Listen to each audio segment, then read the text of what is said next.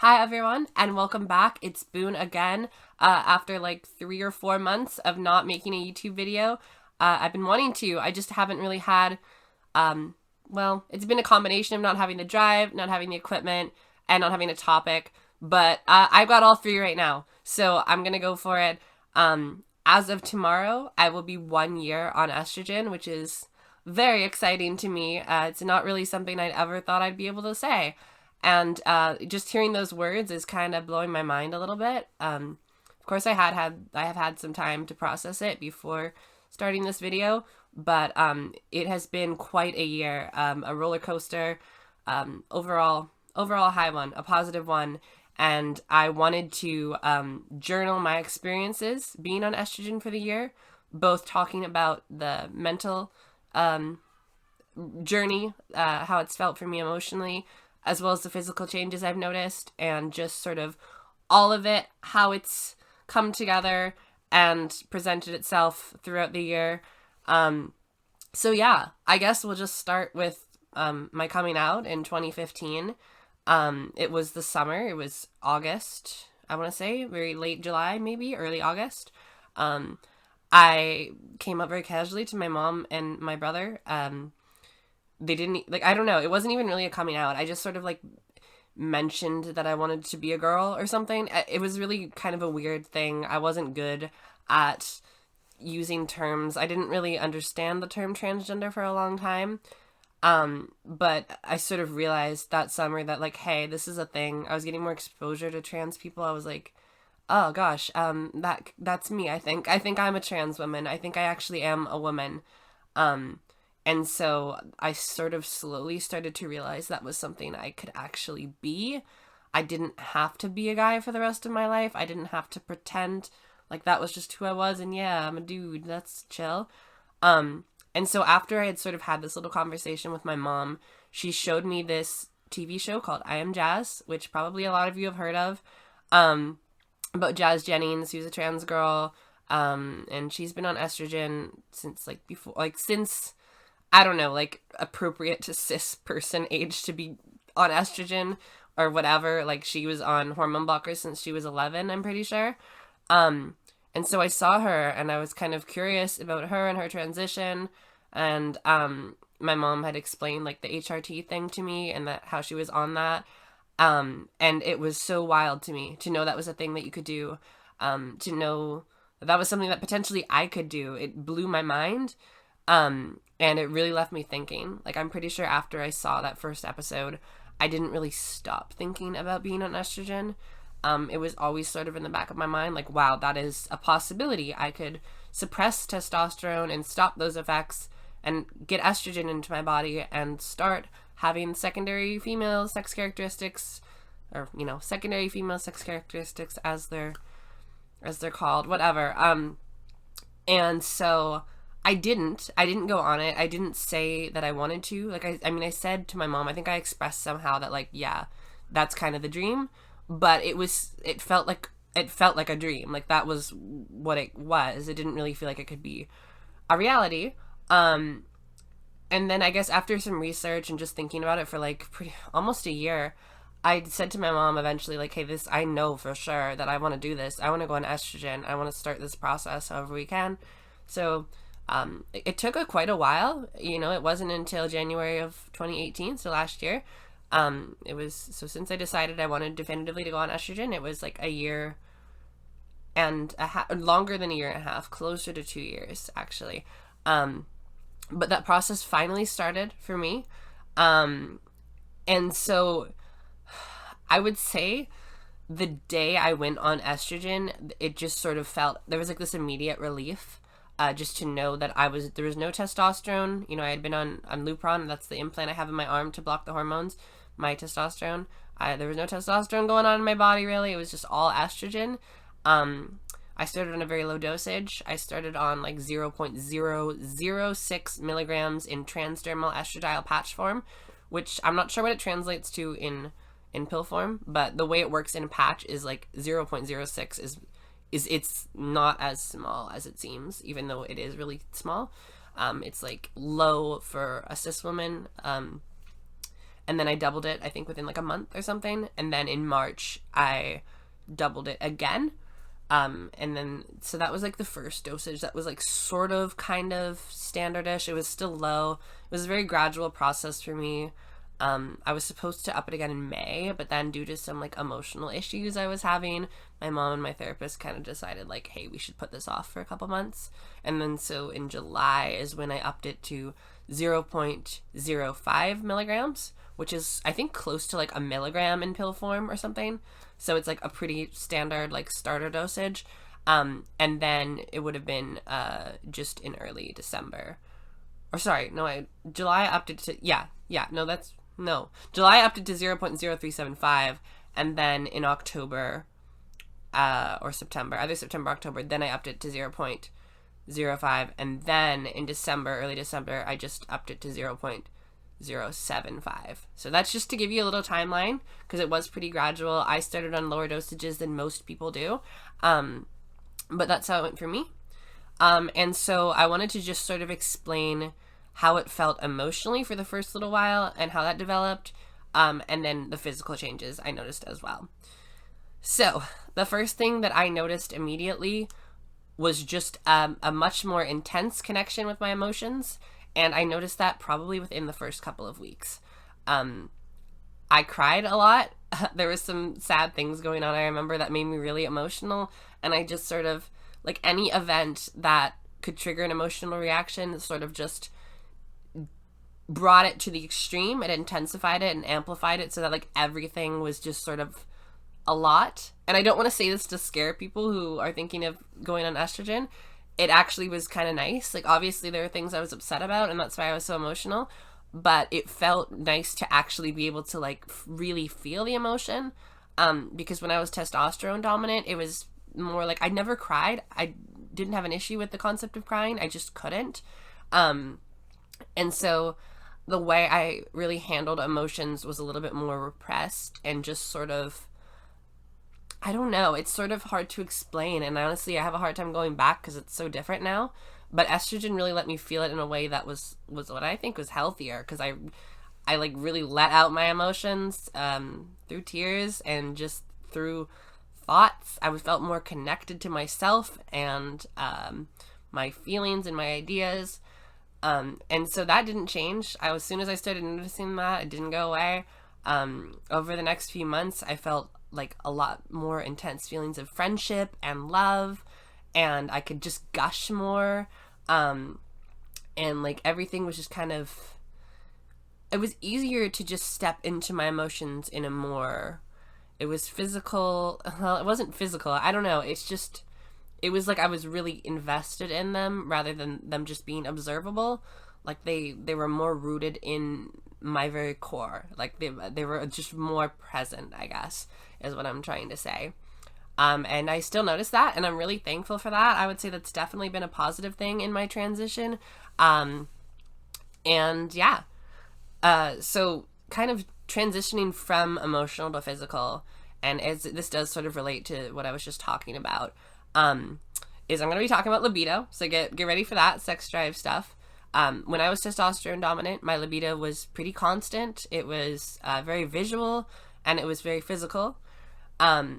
And once I put the hormone implant in my arm, it died. Like within 2 weeks, it was gone. There was no libido whatsoever, pretty much, which was a huge relief for me, because it had been such a dysphoria-inducing thing for me for quite a long time. And I didn't really know how to express that, but I was very uncomfortable with it. And so I was quite repressed. I was a repressed young teenager. I didn't really step into my sexuality in a way that made me feel comfortable. I just kind of ignored it. But once I went on estrogen, within like a couple of months, no, not even a month, honestly, like within the first month, I started to notice that it was my sexuality, my attraction to people, it was much more driven from close emotional intimacy rather than like anything visual. It's not to say that I can't find people physically attracted from looking at them. I certainly can, and I can appreciate people aesthetically. But it's just the actual like physical sexual like I don't know. I don't want to say, I guess, desire. Like, the drive in general is charged more by emotional experiences, and ideas and thoughts and feelings of closeness, like sincere closeness, than just like looking at something and reacting to it.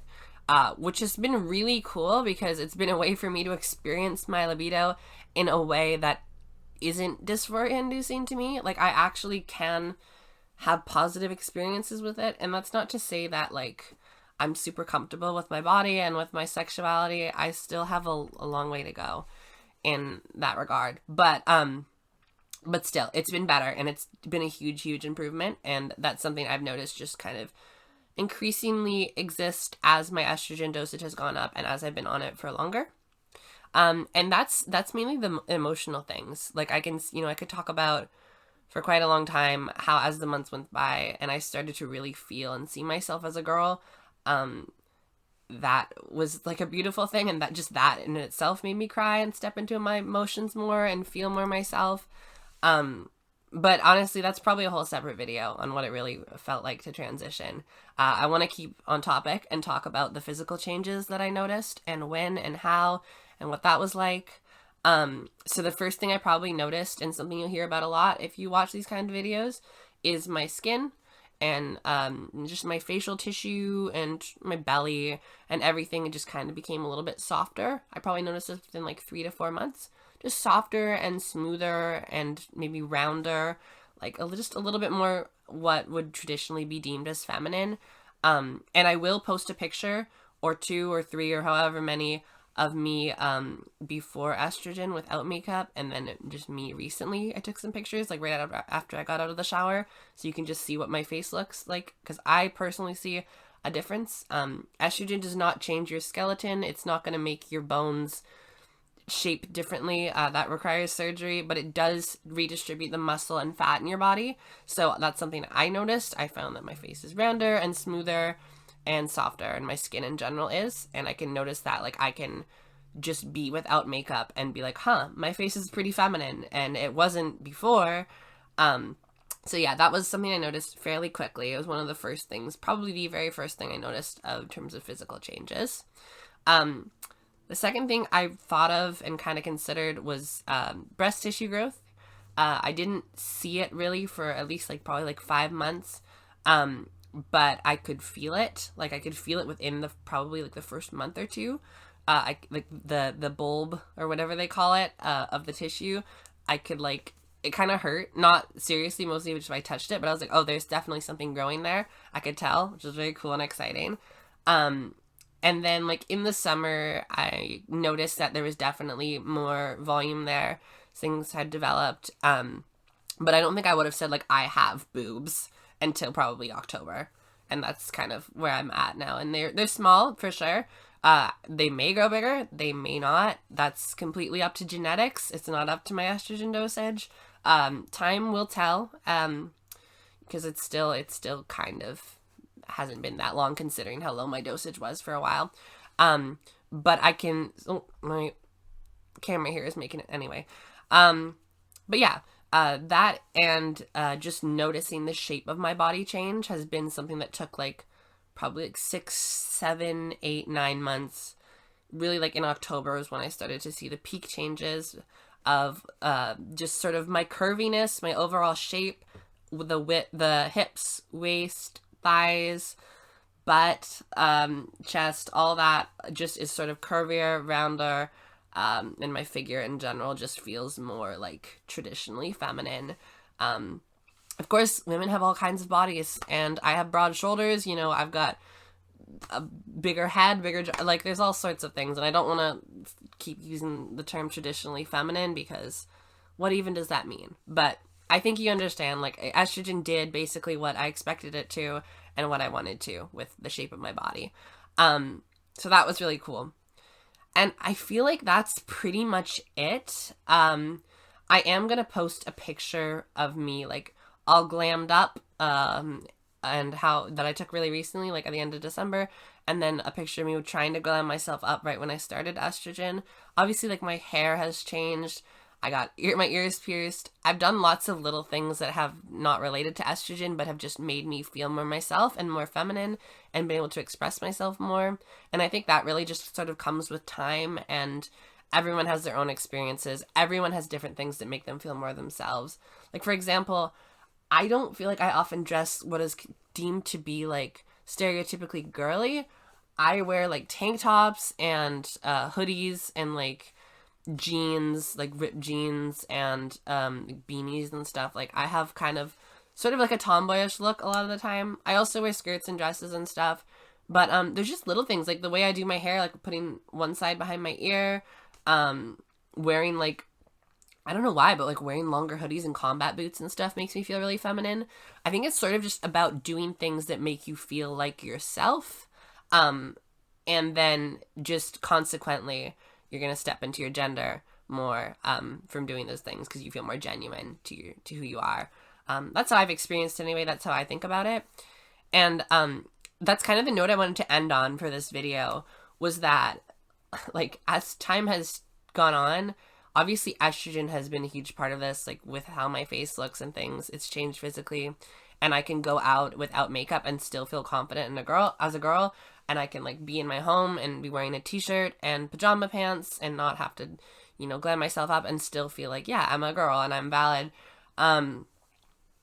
But it's just been a huge thing, and I don't think it's entirely estrogen. I think it just also is time and being around people who support me and just learning to love myself and be confident. But I feel like less like I have to wear makeup or wear certain clothing to prove myself as a girl to other people or to myself. Like, I don't have to, it doesn't have to be something that I have to constantly validate, which is really, really cool, because instead of just, you know, my gender being the be all end all of who I am, it can just be my gender. And obviously I care about it, but I can also care about other things. I can have a unique sense of style that is just what clothing I like. And I do, you know, I dress up and do my makeup because it's fun and because I like it, not because I feel like I need to in order to be who I am, like in order to be the gender that I express myself as, and identify as. Which is probably the biggest thing I've been reflecting on recently, is just that, like, I can dress how I want and not have to constantly be worrying, like, will this shirt make me look like a man? Will I feel like a man if I'm in this shirt? And that's not to say I don't have dysphoria. There's all kinds of stuff that bothers me still, and I do concern myself with what I wear, but just not nearly to the degree that I used to. And that has been one of the hugest things for me over the course of the year, and something that estrogen has helped with, and something that just I've learned through other people and on my own. So yeah, that's pretty much it. That's kind of my story for this year. There's obviously lots of other things I could go into. I will probably also maybe link like my voice from, I'll probably just link a YouTube video from my old channels, and just to show you how different my voice is. Estrogen doesn't change that. Estrogen might affect your voice like very, very, very little, but if you have a deep voice, like, it's not going to raise it or anything. It's not like the way going on testosterone affects your voice. I just learned to change it through like watching YouTube videos and stuff and practicing different techniques to change my mannerisms. I'm still not very happy with it, but it has developed a lot, which has been a huge part of the transition for me. So yeah, maybe I'll link that. Otherwise, I think that's pretty much it. I think I covered everything I really wanted to talk about.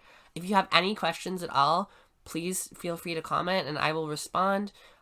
Everyone goes through estrogen and the HRT process differently. The HRT process also isn't for everyone, for medical reasons, just personal preference, whatever. And I just want to say before I end this, that whether you're on estrogen or not, your gender identity is completely legitimate, and you're not less of a woman if you don't go on estrogen. So thank you all very much for watching, and I will hopefully see you soon with another video.